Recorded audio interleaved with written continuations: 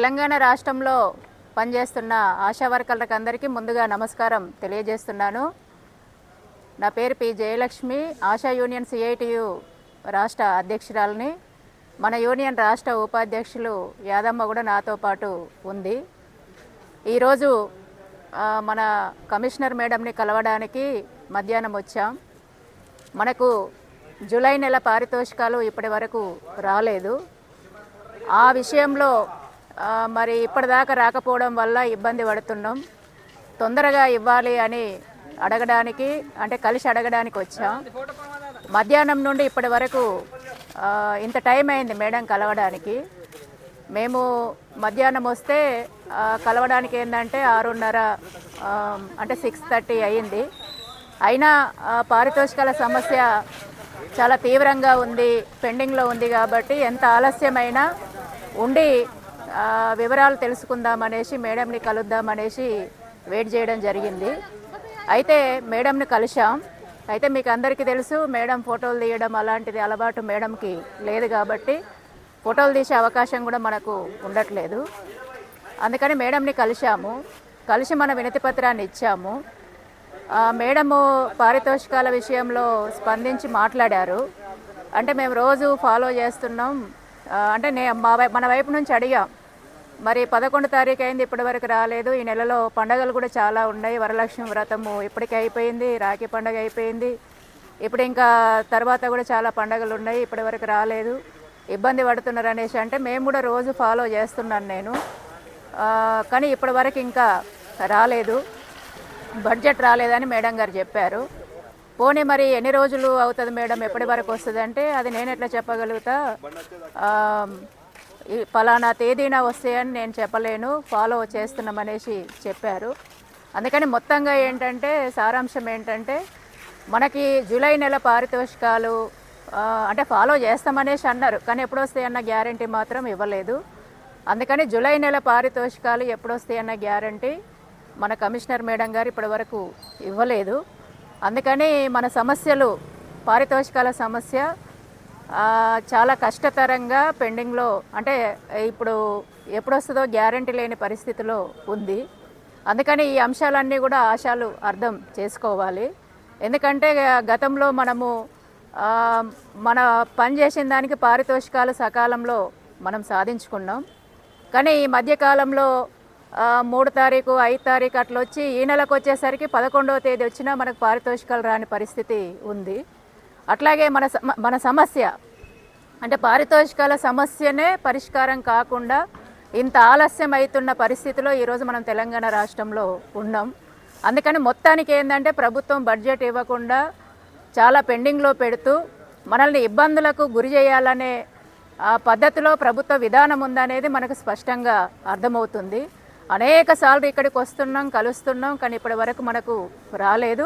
ఇక వచ్చే నెల నుంచి కూడా ఎట్లా వస్తుంది ఏంటిది, ఇది ఎప్పుడు వస్తుంది, వచ్చే నెల నుంచి కూడా ఇవే కష్టాలు మనకు ఎదురవుతాయి అనేది స్పష్టంగా మన కళ్ళ ముంగట కనబడుతుంది.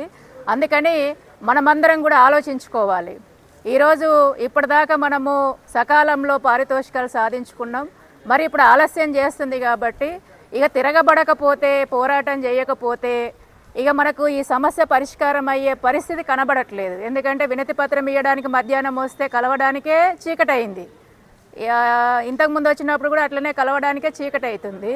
పారితోషికాలు కూడా సకాలంలో రావట్లేదు, కలిసినా కూడా గ్యారంటీ లేని, అంటే గ్యారంటీ ప్రభుత్వం ఇవ్వట్లేదు. కాబట్టి ఇక తిరగబడకపోతే, పోరాటం చేయకపోతే, పోరాటంలో మనం మళ్ళీ గతంలో మనం ఎట్లయితే సకాలంలో పారితోషికాలు అందుకున్నామో అలాంటి విధానాన్ని మళ్ళీ ఇప్పుడు తెచ్చుకోకపోతే ఇక మన బతుకులు రోడ్డు మీద వేసిన బతుకుల్లాగానే ఉండే పరిస్థితి ఉంది. అందుకని రాష్ట్రంలో పనిచేస్తున్న ఆశాలందరూ కూడా ఆలోచించుకోవాలి. ఇప్పటిదాకా మనం సామరస్యంగా ఉన్నాం, కానీ ఇప్పుడు సామరస్యంగా ఉంటే నడిచే పరిస్థితి లేదు. మనం పోరాటానికి సిద్ధం కావాలి. ఎలాంటి పోరాటాలకు సిద్ధం కావాలనేది మీరు ఆలోచించుకోవాల్సిన అవసరం ఉంది. తిరగబడకపోతే పరిష్కారం అయ్యే పరిస్థితి మాత్రం లేదనేసి మీ దృష్టికి నేను తీసుకొస్తున్నాను. ఎందుకంటే మనం దీని మీదనే, ఈ ఆశా పారితోషికం మీదనే 99% ఆశా వర్కర్లము మనము దీని మీదనే ఆధారపడి బతుకుతున్నాం. అత్యంత పేదరికంలో ఉన్నాం. ఈరోజు ఈ పారితోషికం మీదనే ఇల్లు కిరాయి కట్టుకుంటూ కుటుంబ అవసరాలు, అంటే నిత్యావసర అది వస్తువులు కానీ కూరగాయలు కానీ ఆ బిల్లులు కానీ అట్లాగే మన కుటుంబ అవసరాల కోసం అప్పులు చేసుకునే పరిస్థితి కూడా ఉంటుంది. అప్పు కట్టుకోవాలన్నా 10 తారీఖు లోపే మనం కట్టుకోవాలి. అట్లాగే ఇంకా చాలా అవసరాలు మన కుటుంబానికి పిల్లల ఫీజులు అయినా ఏవైనా కూడా ఏంటంటే మొదటి వారంలోనే మనం కట్టుకోవాలి. కాబట్టి ఆ టైంకు ఈరోజు ప్రభుత్వం అందించే పరిస్థితి కనబడట్లేదు. మళ్ళీ మనం గతంలో తీసుకున్న విధానం రావాలంటే పోరాటాలకు సిద్ధం కావాలి. ఇప్పుడు కూడా మనకు గ్యారంటీ లేదు. అందుకని ఆశాలందరూ కూడా ఆలోచించుకోవాలి. అట్లాగే రాష్ట్ర ప్రభుత్వాన్ని కూడా మేము హెచ్చరిక చేస్తున్నాం.